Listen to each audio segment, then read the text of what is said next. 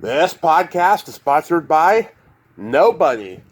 Hey dudes, welcome to Splat from the Past, the only 80s themed horror sci-fi show where things can get totally radical.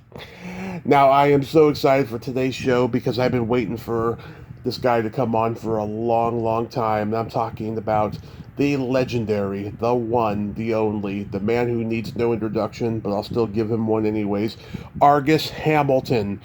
Yes, the modern day Will Rogers, the king of the social commentary one-liners, a legend of the Comedy Store who's still there, one of the few from his generation who still goes there every night and performs there.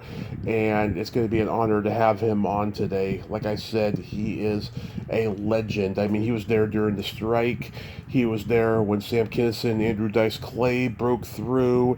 You know, he lived up at Cresthill with those guys. He dated Mitzi Shore. I mean, lots of killer stuff. He discovered Sam, you know, and I am so honored to have him today. He made a dozen appearances on the Tonight Show with Johnny Carson. You know, he got to know him, and lots of great stuff. I can't wait to talk with him today. And he writes for a newspaper column up in L.A. And also, you know, today, Chris Farley would have been 60 years old had he had lived. It's so mind-boggling and sad to think about it because, God, the guy was just a comedy genius, you know, with that Matt Foley character on Saturday Night Live, and of course the hilarious movies he left behind, Tommy Boy, Black Sheep, Beverly Hills Ninja. The guy had a lot of great work, so rest in peace, Chris Farley, and happy birthday today. Oh, would have been great to see you with the 6-0. So yeah, here is my interview with Argus Hamilton.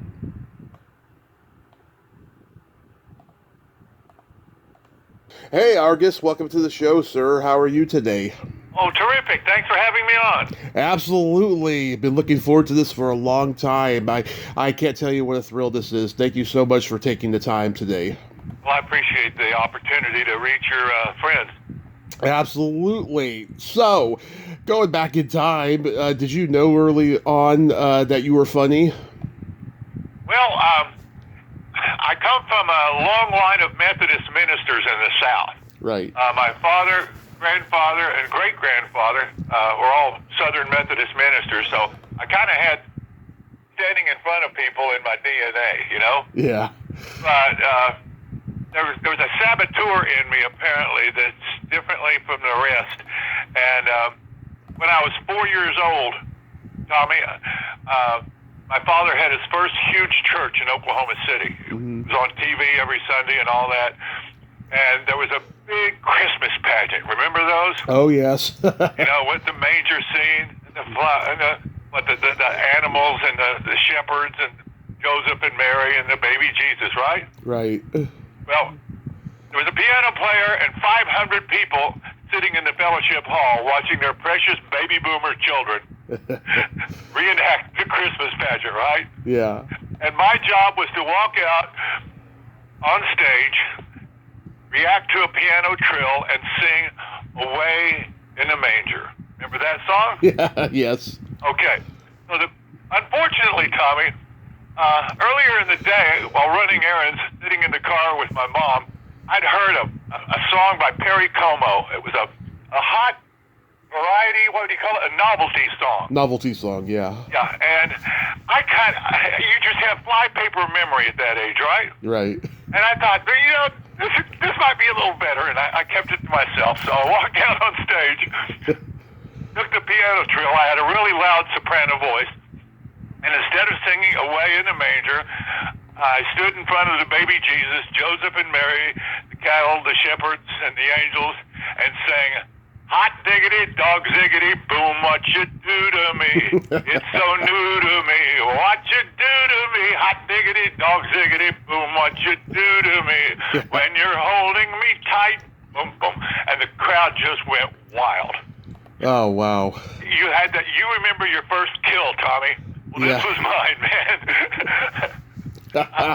Did you come? It would be my fifth or sixth open micer before I ever had another kill. Yeah. Years later, but by God, it's like that first hit of cocaine. You never forget. Yeah, you never forget. Yeah. Did you come from a funny family? I came from a performance family. Very much, like I said, we were Anglican, so the services were very formal, but my father and grandfather were great, great ministers. And we did have a connection with the greatest comedian of his age, because my grandfather, Argus Sr., I'm the third, Argus Sr. was best friends with Will Rogers. Oh, yeah. Growing up in Indian Territory. Their fathers had fought in the same Confederate cavalry unit in Arkansas during the Civil War. And Will's father and my great-grandfather were great friends, and so Will and my grandfather were friends to the point where when Will was out here in Hollywood early in the 1920s, he arranged for my grandfather to be appointed by the bishop to the First Methodist Church of Hollywood. This is in 1923, Tommy. However, my grandfather called it off because my grandmother was pregnant with my dad, and you didn't exactly have Interstate 40 to make it to California in those days, and he didn't want to risk the bumpy ride because he wanted a son.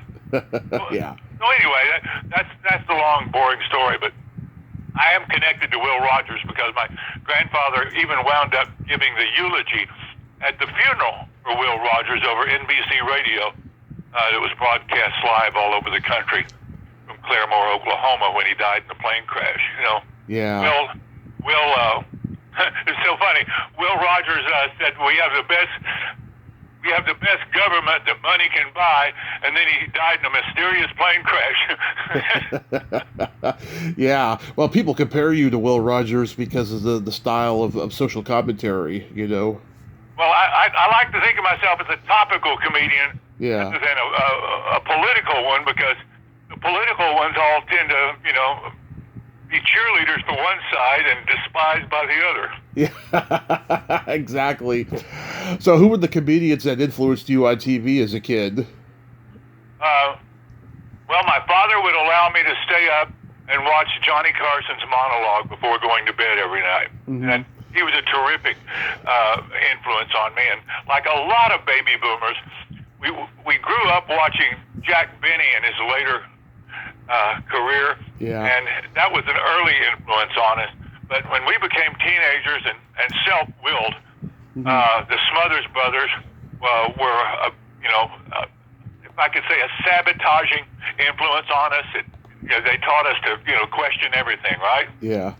Especially the Smothers Brothers Comedy Hour, with the great comedians they would have on, including Steve Martin and the rabbi's son that got him kicked off. What was his name? His name's on the tip of my tongue.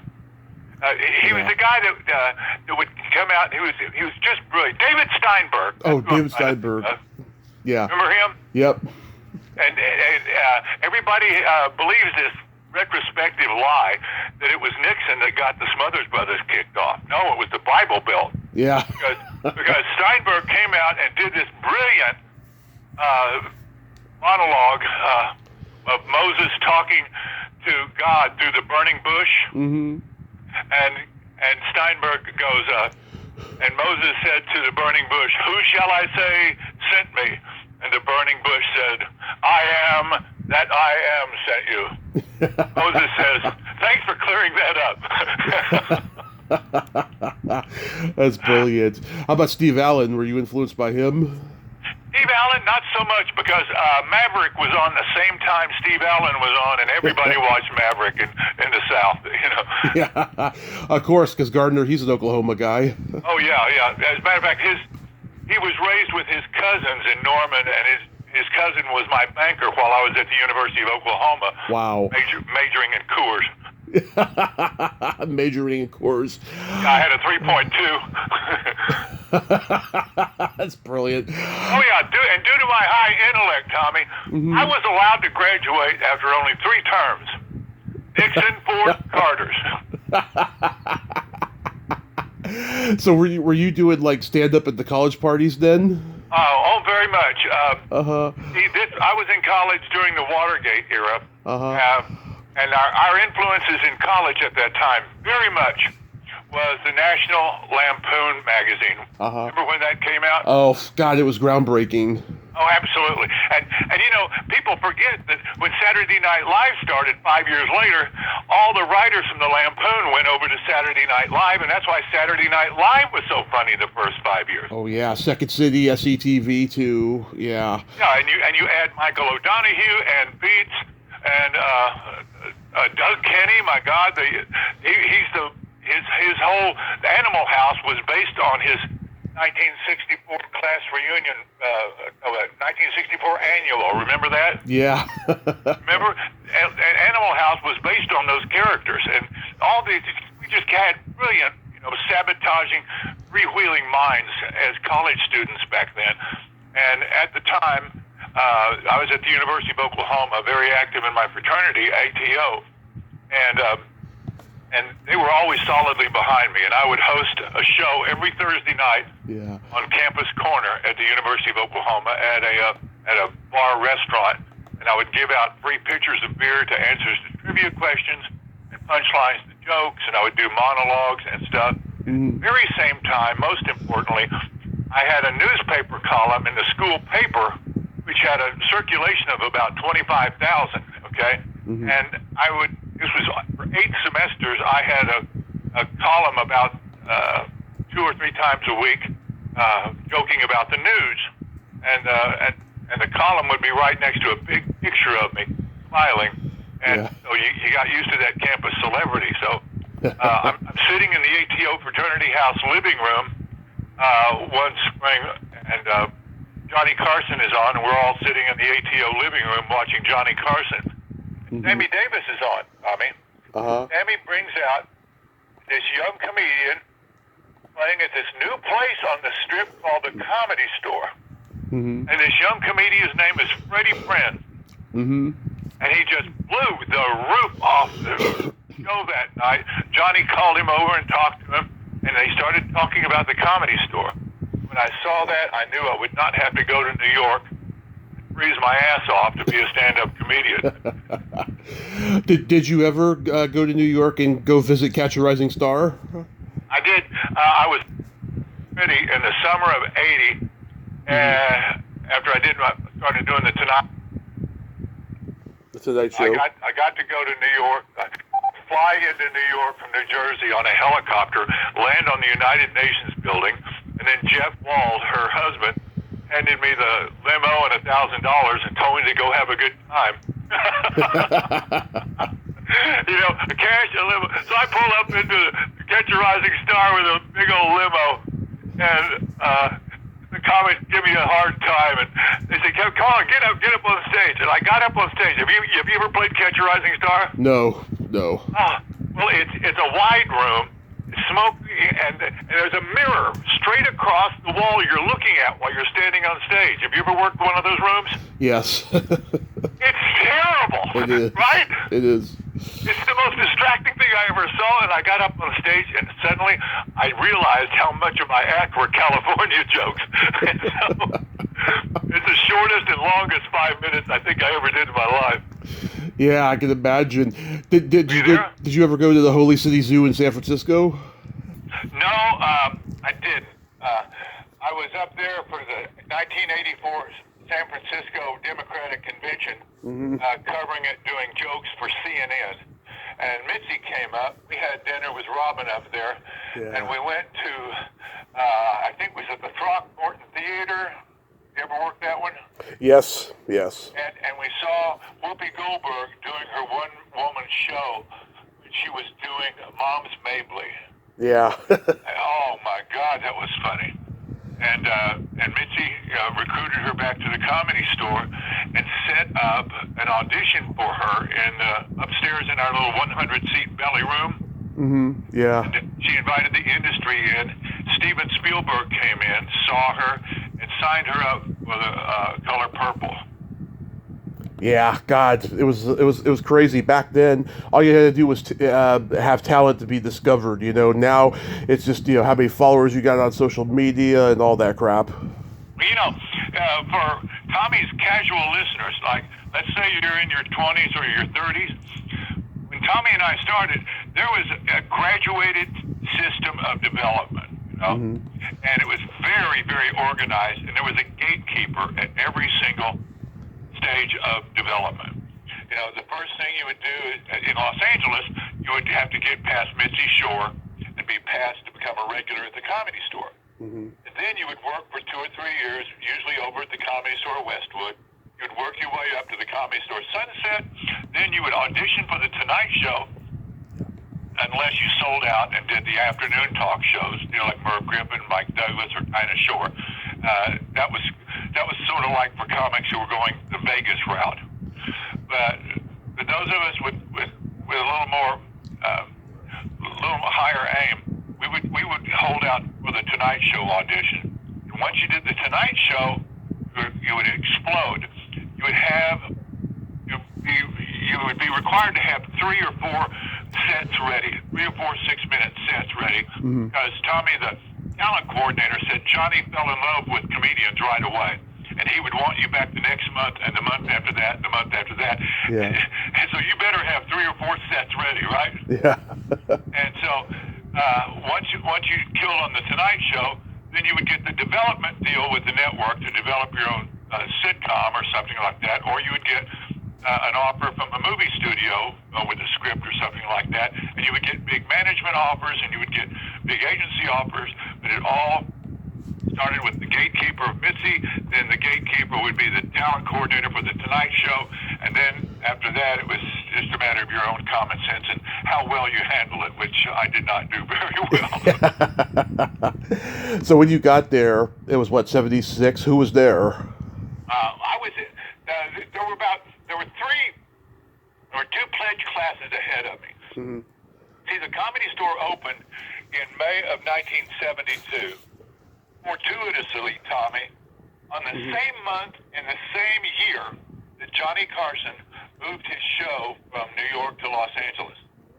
Yeah. I mean, that's the most incredible coincidence in show business history, because that caused all these young New York comics, older baby boomers that have been developing, to move to Los Angeles if they wanted to do the Tonight Show and go through the chain of development, we were calling it, the stations of the cross, right, that I just described.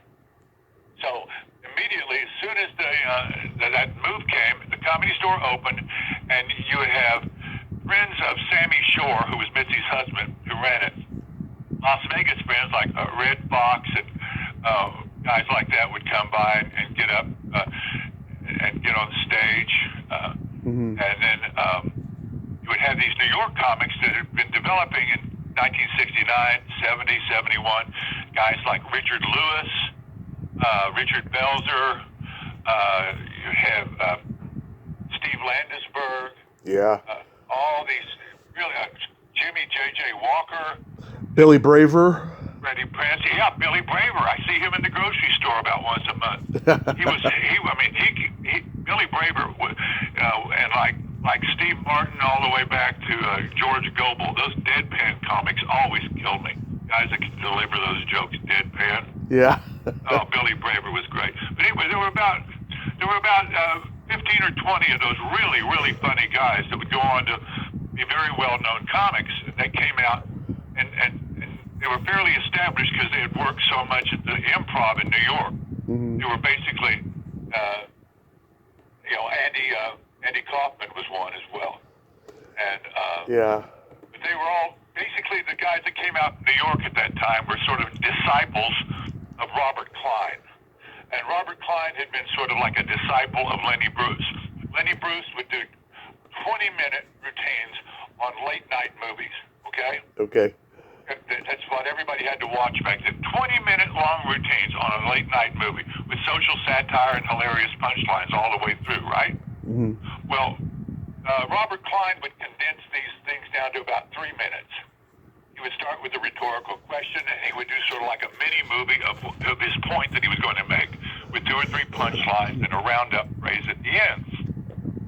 And that's pretty much what all the comics started doing. 2 3-minute bits, starting with a rhetorical question. I mean, did you ever take your date to a movie on a first date and this happened? Right? and then you just fill in the jokes. And so Jay Leno would come along in 1974 and condense that to 1-minute movies, and that's what he got really good at. So these guys, you know, got sharper and sharper, and the laughs came more and more frequently as the baby boomers proceeded into the Comedy Store. But those were the guys that came in from New York. Right. Then the Comedy Store developed their own group of first classes of comedians in 72, 73, and 74. Right. That included, of course, Jimmy J.J. Walker, Freddie Prinze. 3 sitcoms came out of the Comedy Store in that era. Welcome Back, Kotter, with Gabe Kaplan. He was a regular there as well. Jimmy Walker, Good Times, and then Freddie Prinze's Chico and the Man. Those were 3 sitcoms right away out of the Comedy Store, back during the 3-network era when the whole country was watching it. And so comics that spawned from that era, from the Comedy Store, were Steve Bluestein,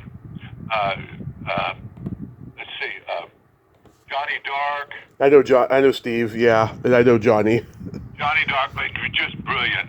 And Kip Adotto was a classically funny comic, and he was the first one to hit Las Vegas. And then they were joined in 1974 with George Miller came along. Yeah. He was just acerbically brilliant. And George would develop a best friendship with David Letterman, who came along in 1974. Right. And then Jay Leno, who came along in 74 from Boston, I think. And these guys were really rocking and rolling by the time I got here in March of 1976. What was Danny Mora around? Danny Mora, he was doing a lot of television for NBC, Police Story, and stuff like that. He was doing a lot of television. Yeah. And Danny Mitzi would have Danny MC the shows a lot. Mm-hmm. Okay? And he was, there was no more gracious a guy. I was going to bring him up because when my pledge class came out in 1976, we were like the middle, like the cleanup, the 4 and 5 hitters of the baby boom. And Danny Mora was assigned by Mitzi to teach us an improv class that put us in a big bicentennial show. Mm-hmm. Going to be in downtown Los Angeles. And my pledge class back then, Tommy, included Robin Williams, Michael Keaton, Arsenio, Marcia Warfield, Sandra Bernhardt, Bill Kirkenbauer, Howie Mandel. We all were doing, Mike Binder, we're all doing the Comedy Store at the same time. And just, we were all developing over at Westwood. Because at the time, from 1972 to July 4th, 1976, the Comedy Store was the original room, the little 135-seater, plus the Comedy Store Westwood, where Mitzi would send us over to develop like AAA minor league. Mm-hmm. But the Westwood Club, Tommy, was such a great room. Brick walls, 235-seater, laughter just ricocheted all over the room. We were supposed to be ready to get ready for the Comedy Store Sunset over there, right? Right. Well, by the time 2 years went by, we were ready for the Tonight Show before we were ready for the Comedy Store Sunset. But the most important thing is that in July 4th, 1976, the day of the bicentennial, Mitzi floated a balloon loan and purchased the entire building on Sunset Boulevard that used to be Ciro's nightclub. The entire building had 3 rooms, a little one that we were using, a little one upstairs, and then the 400-seat main room. It had been a subleased Mexican rock and roll joint for several years under a popular Los Angeles disc jockey named Art LeBeau. Yeah. And Art LeBeau and Mitzi finally settled. She got him out of there, and by 1977, she was opening shows in the main room, and that would really change everything over the next couple of years. Wow. Did you ever see Ed Begley do stand-up? Well, I tell you, I've seen him here's what I have been on Ed Begley's ass for 10 years to do a one-man show. Yeah. Because he is like Larry Miller. He's like the best storyteller I've ever heard on stage. Yeah. He's just tremendous. Now, I've heard him speak many, many times. I can't say where. I've heard him speak many times. And he's just tremendous, okay? Mm-hmm. And he's got stories from, his partying years, both as a teenager in the Valley in the late 60s, as well as on the Sunset Strip in the early to mid-70s when it was just insane. And he's just brilliant. I've been on him and on him and on him to develop a one-man show. He's so good. But I think he was doing improv at the time. There were other improv actors at the Comedy Store working at the time, including Craig T. Nelson. Yep. And his partner, Barry Levinson, who became a great director. Yep. And these were all, before I got there, 72, 73, 74, this tremendous wave of talent that immediately converged on the Comedy Store once Johnny Carson moved his show to Los Angeles. Yeah, and then Vic Dunlop, he came from improv. I forgot to mention Vic. Yeah. Vic was in my pledge class of 76, along with the great Native American comic, Charlie Hill. And I think I mentioned Bill Kirkenbauer. But Vic Dunlop used to let me sleep on his couch. Yeah. Because when I first came out here, I was living with a cousin, a much older cousin in Manhattan Beach. Mm-hmm. And in order to stay in town, I would crash on Vic's couch. As a matter of fact, the very first Sunday, Missy made me a regular 2 months after I started doing open mic. Mm-hmm. Vic's group, Natural Gas, which also included the great Dave Tyree, who was also in my pledge class. He was brilliant, yeah. Dave and I greeted many a dawn together later on. And anyway, Vic hosted a party at that house on Edgemont in Hollywood of all their comic friends and girlfriends and stuff, because on that day, I think it was Memorial Day weekend, Natural Gas, which was the name of his improv group, was going to be on the Memorial Day telethon on Channel 5 in Los Angeles. That was such a big deal, just to be on local television in Los Angeles. Yeah. So they threw a party, a watch party, right? Yeah. And I started drinking at 10 in the morning. and about 5 in the afternoon, Vic had returned. And I was the brand new guy. I was from Oklahoma. My accent was much worse than it is now. and I just was friendly to everybody and just always on the prowl for women. And Vic got together with everybody to pull a prank on me. And Vic said, Argus, there's a girl in my bedroom, one of the waitresses at Westwood that really wants to be with me. She's lying in bed right now waiting for you in there. I went, great. And I walked into the bedroom, and she's completely covered up. And I beside the bed, and suddenly the covers came off, and it was Vic Dunlop, all 300 pounds of him with that mustache, looking over, and he said, yes! And suddenly I looked up, and everybody's laughing at the door, and I screamed, I've been had! He just fell over laughing, and that was my initiation. I then passed out and slept through my first assigned slot at the Comedy Store. What a nightmare. Oh, the worst. That's brilliant, though. You lived at the Cresthill house. Oh, yeah. See, when Mitzi purchased the building from Frank Sinnis, the legendary owner of Ciro's, because the Comedy Store from 1939 until the late 60s was the famous Ciro's nightclub, and there was a big, beautiful white mansion right up a steep hill straight above the Comedy Store on a cul-de-sac called Cresthill that Frank Sinnis lived in. As a matter of fact, it's where Dean Martin and his wife were married. Oh, wow. Where George Slaughter and his wife were married because they were so close to Frank Sinnis and Ciro's in the house. Wow. Now, I didn't even know that. See, the house came with the building. And Mitzi needed to put somebody in this house. And so since I was her runner, I was her MC, and she did a lot of consulting with me. She was going with Steve Landsberg at the time. But I was I was pretty close to her, consulting wise, and she was always putting me on stage. And so she decided to entrust the house to me, which just proved what an untreated Al-Anon Mitzi was. Yeah. Yeah. Because I quickly turned that thing into the party house of the late 70s. And this beautiful mansion had 2 balconies going down the hill with spectacular views of the Los Angeles basin. Mm-hmm. And the comics, we would close the Comedy Store Westwood about 1 o'clock and just have a tremendous time.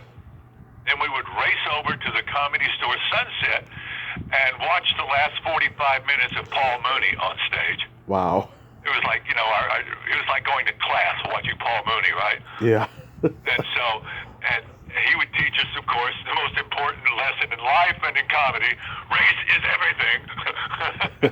And after Mooney was finished, we'd round up some waitresses and some girlfriends and whoever we could pick up, and take them up to the Cresthill house. Yeah. A steep block straight up of the Comedy Store, and generally party until dawn.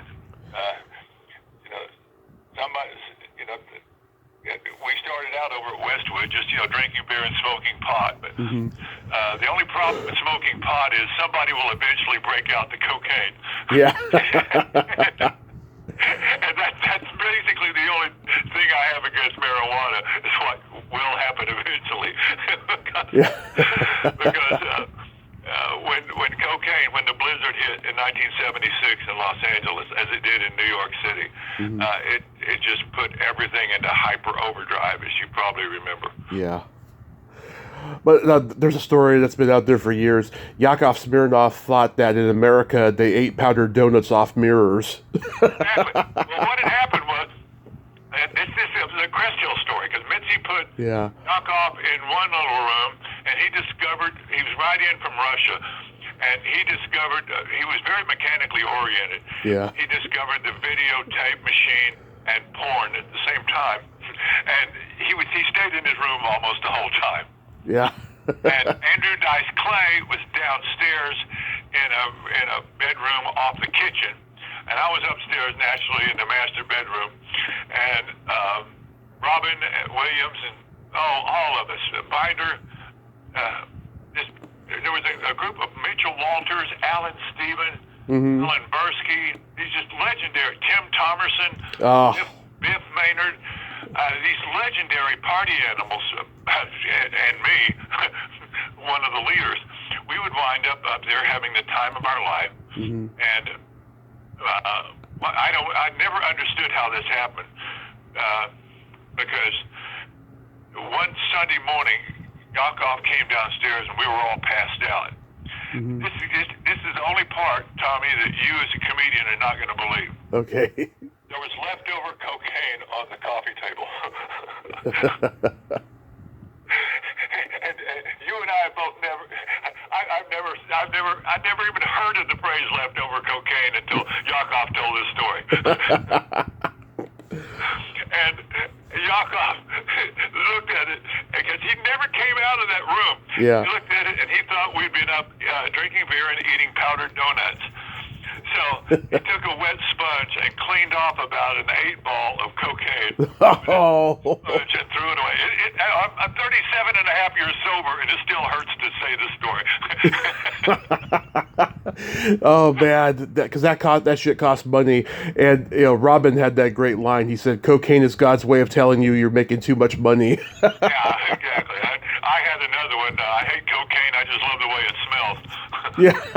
Yeah, that was a good one. And then much later, after I was sober, I would tell a lie, because I said I used to like mixed drinks. I like to mix rum with crack. But I got sober a year before crack came out. Thank God. Yeah, I'd probably be talking to a ghost right now. God, he's got his Ouija board. Let's talk to Argus. Yeah.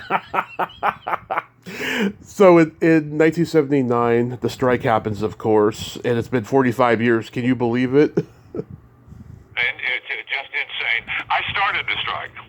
Yeah. So tell me, how did you start the strike? Well, I told you that Mitzi opened the main room in '77, and her intention, Tommy, was for it to be a showroom for her peers. Okay? And you have to remember, Mitzi came up through the 1950s, and Sammy Shore and his partner Shecky Green, they were all part of this Vegas scene with Don Rickles, Buddy Hackett, all these great comics, even Mort Saul, Dick Gregory. There was a couple of them more, but Mitzi wanted them in that room. Like maybe bring in Buddy Rich and his band and have the comics, her age, the biggest headliners come in and use the main room. Well, so she spent $50,000, Tommy, redecorating the main room and making it just perfect. And she finished redecorating it, and none of the comics were allowed to play the room by their agents because the agents, Tommy, you'll see this, were afraid it would hurt their Vegas draw. Yeah. Right? They could see you in Los Angeles, why go see you in Vegas, right? And these guys were making big money, as you know, in Las Vegas in the late '70s, the big comics, comedians were making like Shecky Green or Buddy Hackett or Don Rickles, they were making $100,000 a week, and that was a lot of money in the late '70s, right? Right. And so Mitzi's left with this empty showroom, and one night in the summer of '78, she's sitting up in the main room, and it's alone with me and Biff Maynard. Biff Maynard was a character and a writer, and he became rather famous on the TV show Make Me Laugh as Mr. Bitchin'. Oh, yeah. But Biff was a tough cookie. He'd been a bouncer at the Palomino Club in the Valley, the country western bar, and he and Tim Thomerson were just thick as thieves together. And Biff and I were sitting there with Mitzi, and Mitzi was just bemoaning, wailing, why she couldn't get those comics to play the main room. And suddenly I said, Mitzi, you've got David Letterman, Paul Mooney, Jay Leno, Johnny Dark, all these great comics, Steve Bluestein, the guys, whenever they're in town, Elaine Boozler, for crying out loud, great established comics now, are doing the Tonight Show. Why don't you use them in the main room? And she said, well, that would be against policy. That would make this a nightclub, and we're not a nightclub. We are an artist colony. We're sort of like a college. Because at the time, the comics and all the showcase clubs all over the country were working for free. The deal was you worked for free, but you got the industry to come in to see you, and then you would get work, from either doing the talk shows or getting a part on a sitcom or getting a movie part. You would hustle and get the industry to come in and see you back when they were all showcase clubs. Okay, the professional nightclubs might have been the Playboy Club circuit at the time, and maybe the Adirondacks, the Catskills, and Las Vegas. But that was for an older group of comedians, Yeah. From Cosby all the way to Buddy Hackett. That was just a different world. Alan King, all these geniuses. It was a universe above us. All the Borscht Belt guys. Yeah, they worked, forever in that circuit. A couple of them have died recently. They were great comics. Yeah. But anyway, Mitzi wanted something in there, and so I talked her into making the Comedy Store main room a show available on weekends. And she figured out this weird ticket price. Like you would pay $25 to get in for 4 shows or something like that. And it was really odd and weird, and she wasn't able to pay the comics what they felt they were worth with a main room show, with 450 people in there. And so the 25 comics that really were the comics that could play the main room at the time, and I've already mentioned just about all of them, right? Right. They met with Mitzi, and they were led by the great Tom Dreesen, who out of Chicago, and he would open for Sinatra for 20 years. And Tom was the Love smoothest, of all. Yeah, he was able to, get everybody on board. And the problem was, of course, that the word had gotten out there was going to be a meeting with Mitzi. And the 25 comics that were involved in the main room were joined by about 150 comics that were either playing Sunset or Westwood, but most of all, some of them were playing the improv on Melrose, but a lot of them were playing open mic, right? Right. The point is, Dreesen was trying to represent a platoon, and he wound up with a division on his hands, right? Right. And he got the deal with Mitzi. They signed the deal, and I think it's pretty close to the current deal now. And so, but it was just going to be for the main room comics. So Dreesen went to, that night, he went to Cantor's Delicatessen to celebrate. And they were, guys, everything was going to be settled. There had been a threatened strike, and it was averted. And Tommy was so relieved. Mitzi was relieved. I was relieved. But then at Cantor's, at the Delicatessen, Tommy, Marcia Warfield and Brad Sanders came up to Tommy at his table and said, listen, okay, you solved the problem for the main room. You all are going to get paid. What about the rest of us? What about those of us playing the Comedy Store original room? What about Westwood? They didn't mention the improv, which they would use as strike headquarters.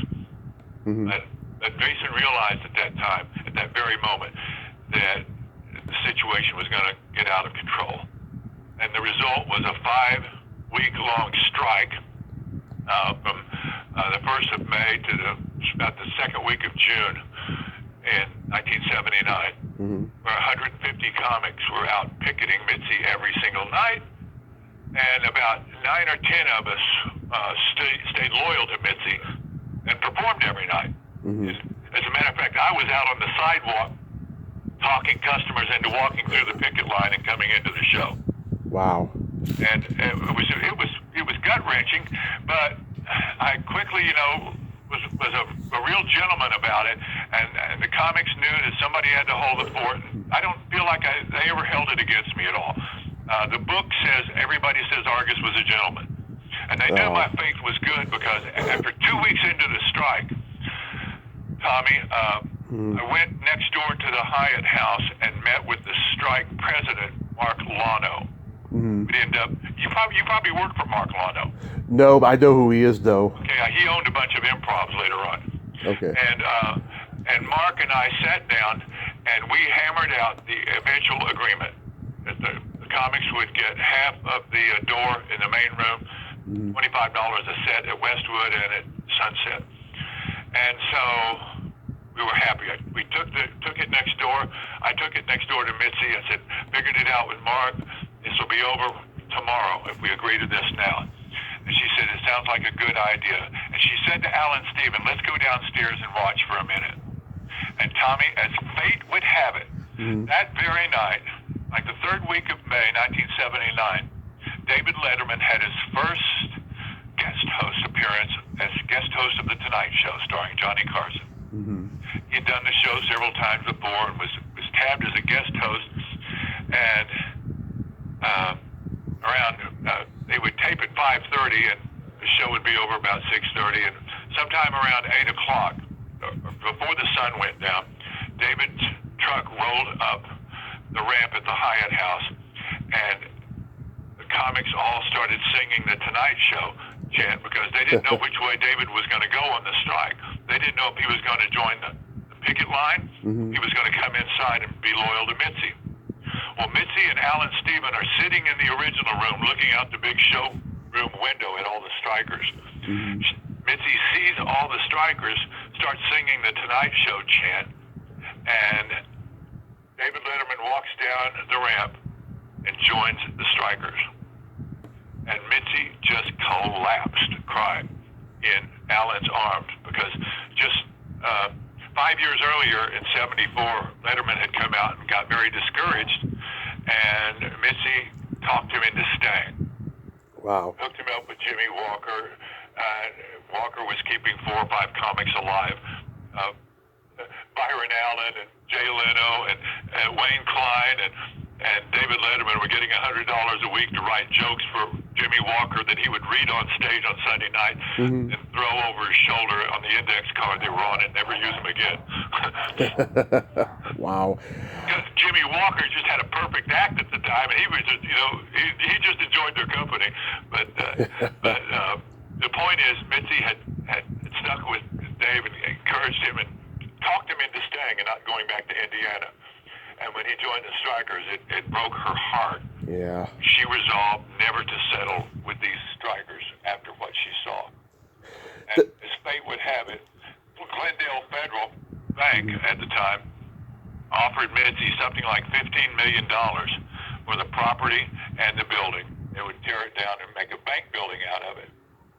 And Mitzi asked me what I thought, and I said, Mitzi, if you sell this,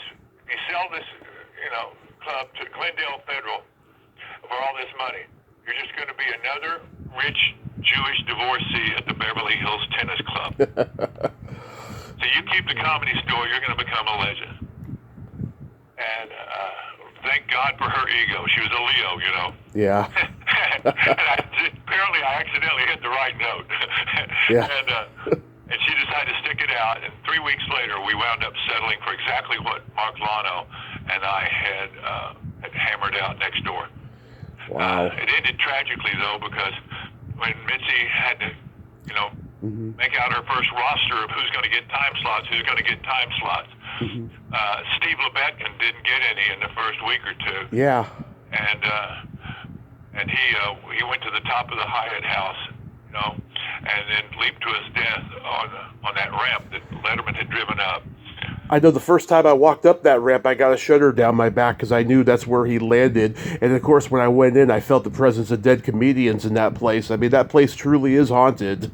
Yeah, it is. I'll tell you about that in a minute. I just want to let you know that how sympathetic comics are. 2 days after the Lebetkin tragedy, we were all saying there's a new sign on the ramp saying, "Beware of falling comics." Yeah.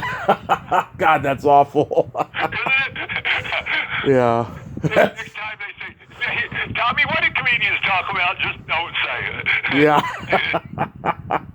But yeah, the place is haunted, man. I mean, I felt like Robin and Sam and all of them were in the room at the time. I'll tell you exactly. Our listeners may think you and I are just chatting through our hat about a haunted comedy store. Listen carefully, listeners. Sometime in the early 1990s, maybe 1995, 96, local television would come to the Comedy Store every single Halloween.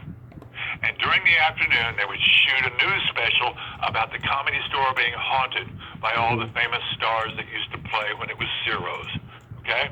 And one afternoon, Channel 9 in Los Angeles, they brought in a courtroom sketch artist who can see ghosts. She's a woman in her mid to late 30s, probably from San Gabriel or something. She'd never been to a comedy club in her life. Yeah. He brought her in, surrounded her by cameras. I'm sitting there. I think Lois Bromfield is sitting there with me watching this. Love Lois. Yeah, because she was in our pledge class too. And Lois and I are sitting there watching this interview. And she says, yes, I do see ghosts. I do see ghosts. And she put her sketch thing down, her pad, and started writing, started drawing, scribbling, and nobody could see what she was doing. Then she held it up, Tommy, and with God as my witness, it was an absolute, complete duplicate, a perfect drawing of Ollie Joe Prater. Oh, that is spooky. Yeah, as Ollie Joe was in my pledge class too, and he's a legend.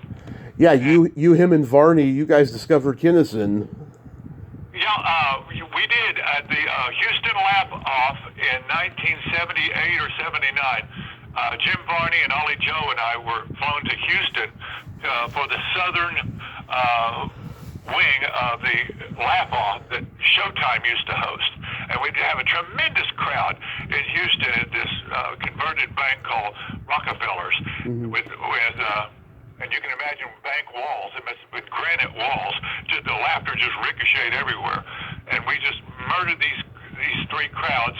And then afterwards, after Ollie Joe won, we went backstage, and there's a Houston real estate agent there with a softball-sized ball of cocaine, scraping a runway on the top of it. About 6 or 7 of us gathered around it like we're sitting around like the Ouija board or a crystal ball. And I looked straight across, and there was this other comedian just gazing at it, just like I was, like the RCA Victor dog in front of his master's voice. Yeah.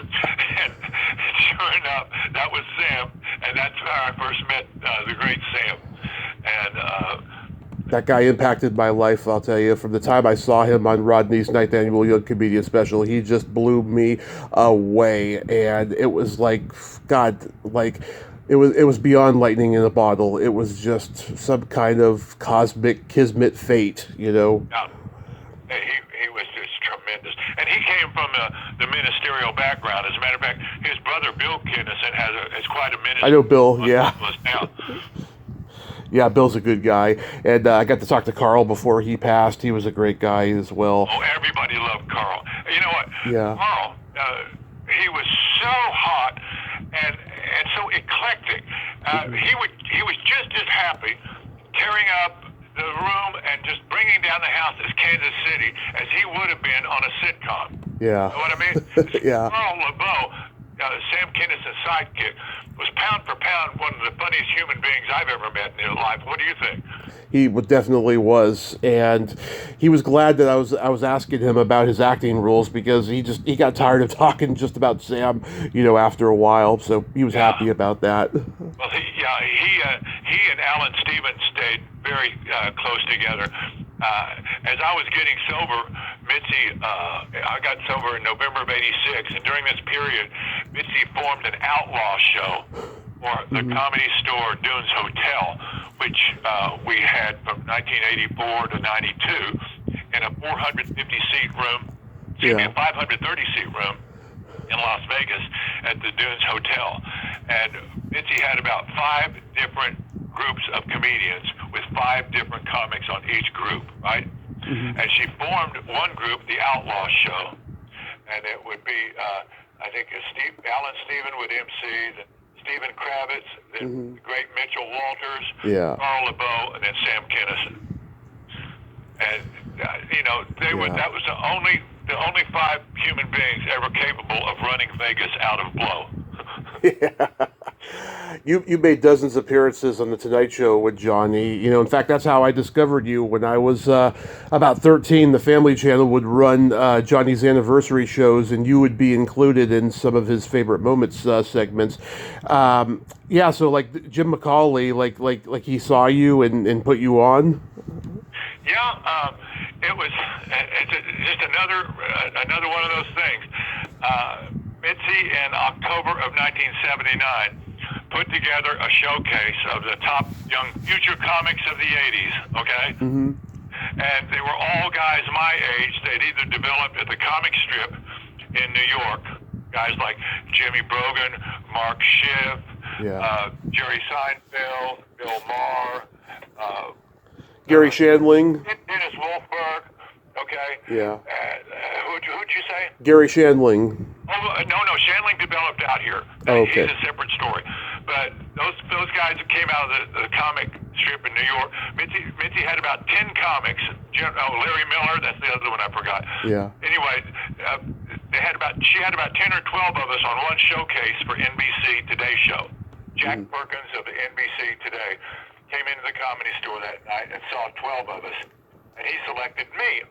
I was just hot that night, but also the talent coordinator for the Tonight Show, Macaulay, was there sitting next to Mitzi, and I killed that room that night. I got picked for this feature story on the can't miss comic of the 1980s that was going to air on November 4th, 1979. So about 2 weeks later, they come up to Cresthill at 2 o'clock in the afternoon, where they wake me up, but I've been sleeping from about 7 in the morning to 1:30 in the afternoon. That was my regimen back then. And showered me up and went out on the balcony where Jack Perkins and the NBC Today Show crew interviewed me. So it was all set for November 4th. So naturally, the night before, Tommy, we all stayed up at Cresthill, snorting coke and drinking and partying, waiting to watch the Today Show. Because the only way we were going to see it was if we stayed up all night, right? Right. Well, so we turn on the TV set at 7 o'clock in the morning, and the damn Iranians have taken 52 Americans hostage in Tehran that morning. And all of a sudden we had the Iranian hostage crisis for the next year and a half. And I got preempted is the point. The damn Iranians preempted me, okay? Yep. But nevertheless, the producer of The Tonight Show, Fred DeCordova, heard about it, heard it was a good feature, and they went ahead and put me on the show January 8, 1980. Wow. Went out there and blew the roof off the room, and Johnny jumped out of his seat, came over and shook my hands. Here's the story of my life. He couldn't bring me over to panel that night because I went a little long, Tommy. Oh.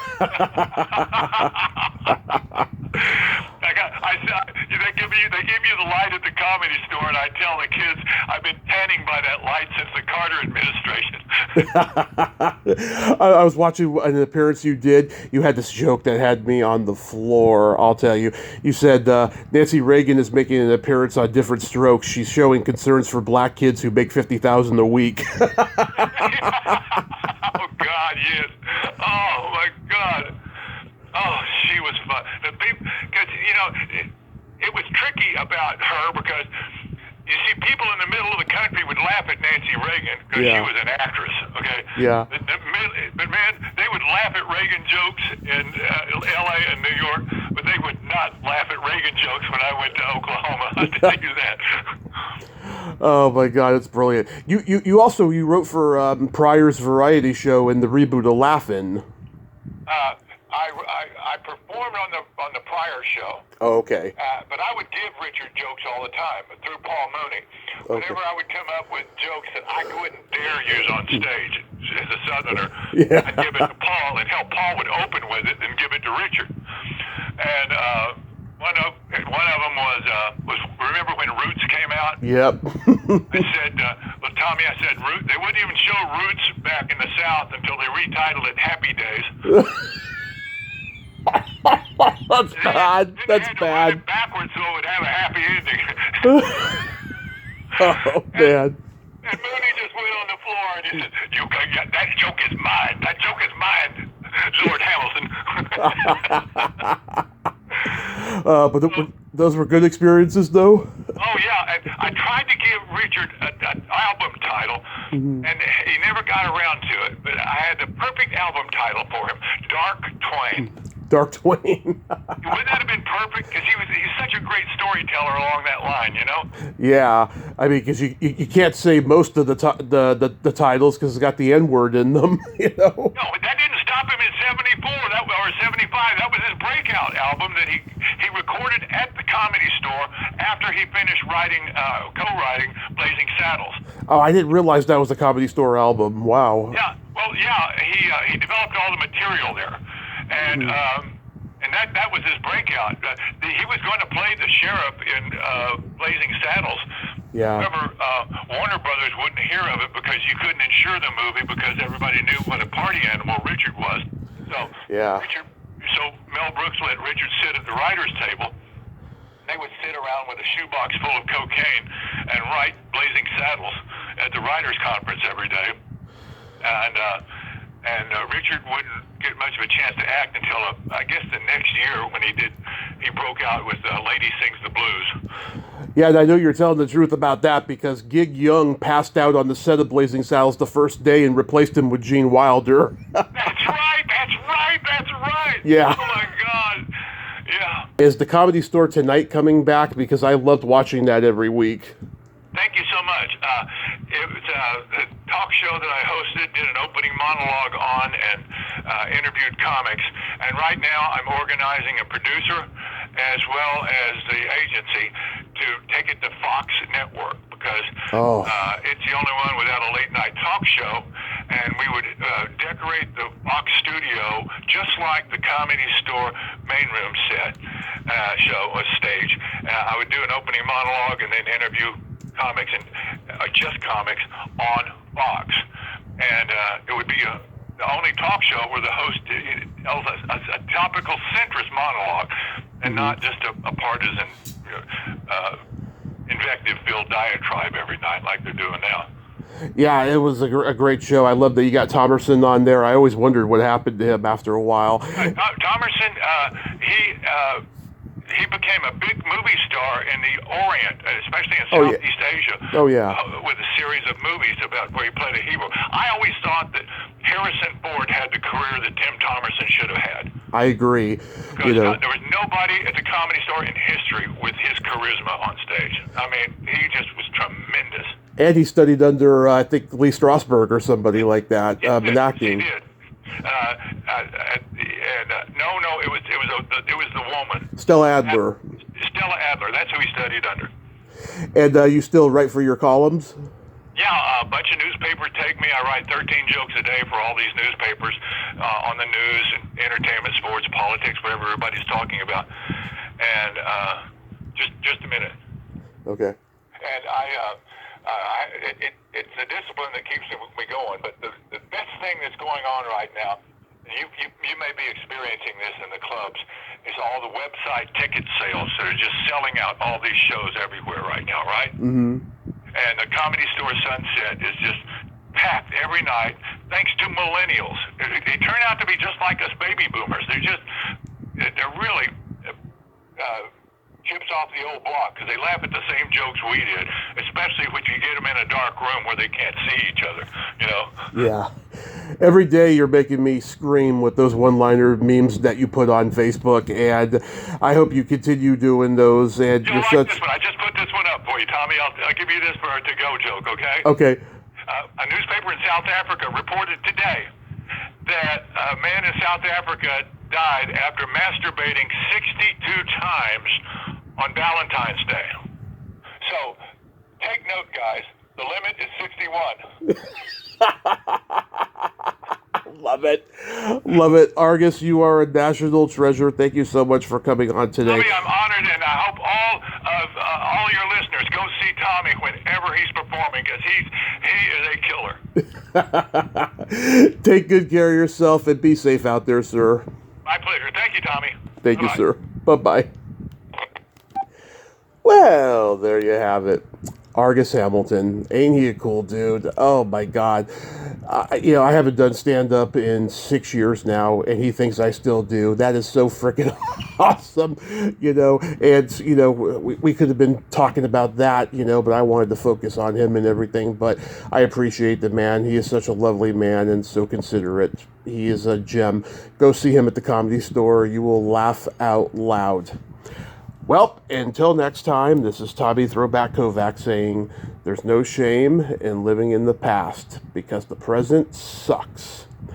Later, dudes.